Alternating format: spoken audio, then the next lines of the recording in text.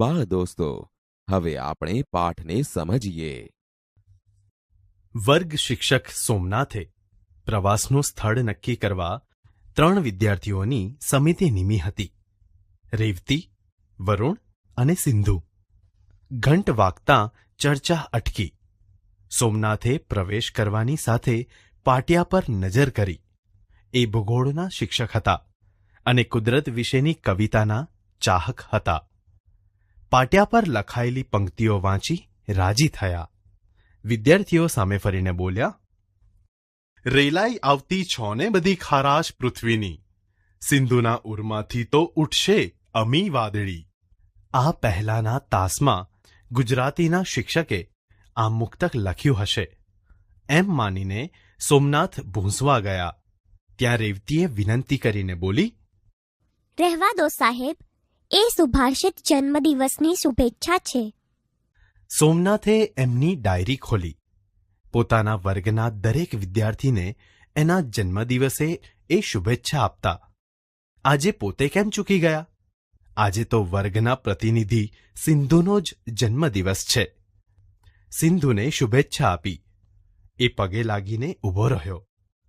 રેવતી સિંધુની પાટલી પરથી મીઠાઈનું પડીકું લઈ આવી. સોમનાથે પહેલો ટુકડો લીધો ને બોલ્યા, અરે વાહ, છે સુખડી પણ મોહનથાળ જેવી પોચી. રેવતી વિદ્યાર્થીઓને મીઠાઈ વહેંચતી હતી.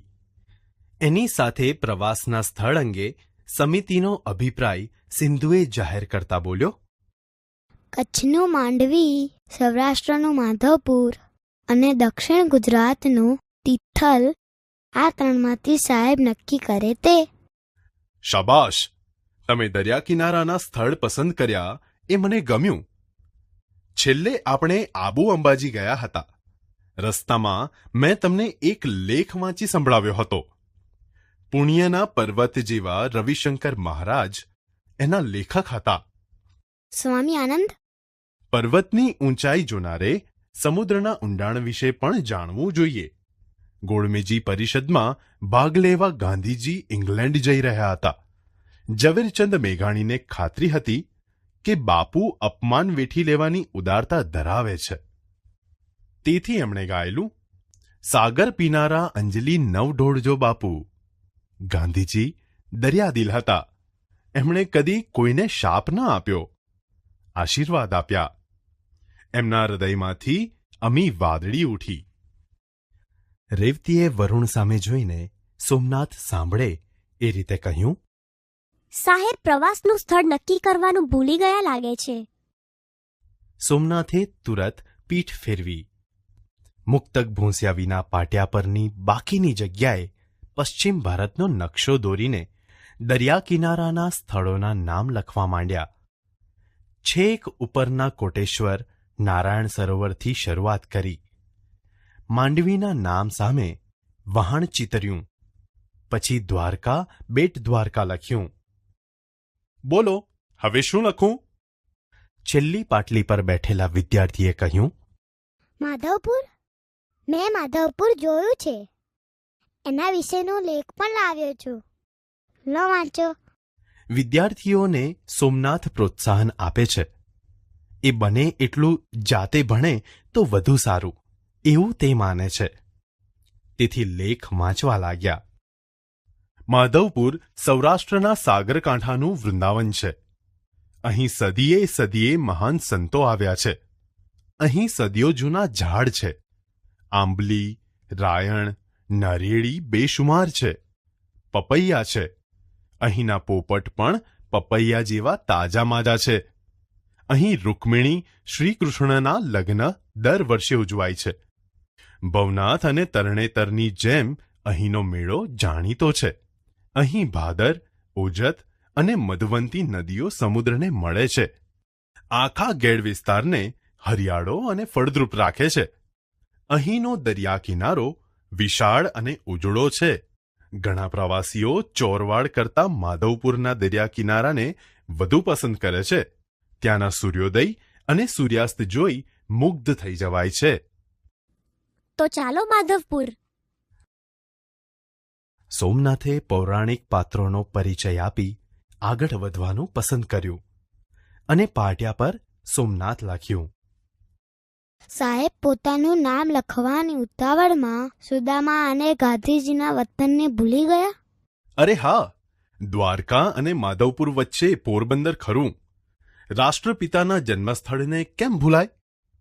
અને ત્યાંનો દરિયો પણ મુંબઈના ચોપાટી વિસ્તારને ભૂલાવી દે એવો છે. તો સોમનાથનું પ્રભાસ ક્ષેત્ર મનુષ્યના પુરાતન નિવાસનું કેન્દ્ર છે. આ વિસ્તારમાંથી મનુષ્યની પ્રાચીનમાં પ્રાચીન ખોપરી મળી છે. અહીંનું મંદિર અનેકવાર તૂટ્યું, પણ ભક્તોની શ્રદ્ધા વધતી રહી. અત્યારે જે ભવ્ય મંદિર આખા દેશના યાત્રીઓને ખેંચી લાવે છે એ 7મું છે. દ્વારકાનું ત્રિલોક સુંદર જગત મંદિર પણ સમુદ્ર કિનારાની શોભા છે.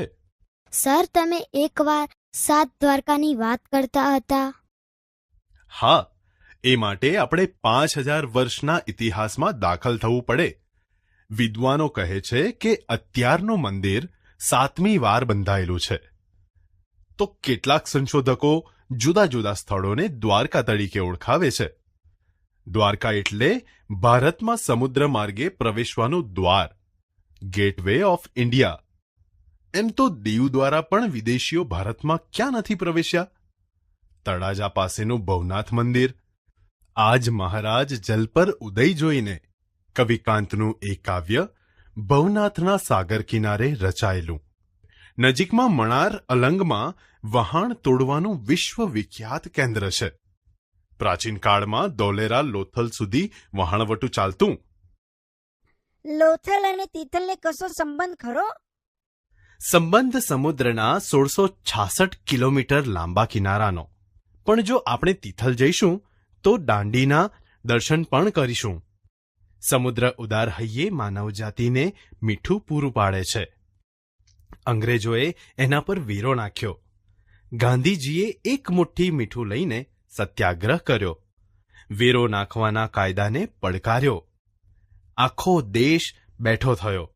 ભારત પર દરિયાના ઉપકાર કંઈ ઓછા નથી. સર, આપણે દીવથી દાંડી સુધી નૌકાનો પ્રવાસ કરીએ તો કેવી મજા આવે. કહે છે કે પહેલા લોકો સોમનાથથી સીધા ખંભાત જતા. મોટા થાવ પછી જજો.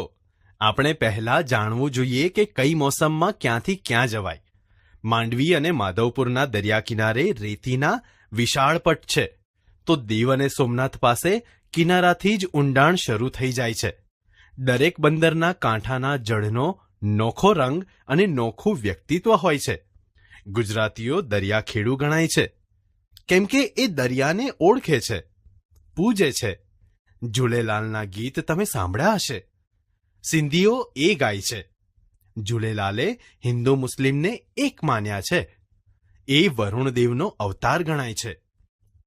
તો અહીં હું મારું નામ દરિયાલાલ રાખી શકું? ત્યાં સિંધુ સાહેબની રજા લઈને ગાવા લાગ્યો. ઓ લાલ મેરી પત રખ્યો બલા ઝૂલેલાલ. આખો વર્ગ તાળીઓ સાથે જોડાયો.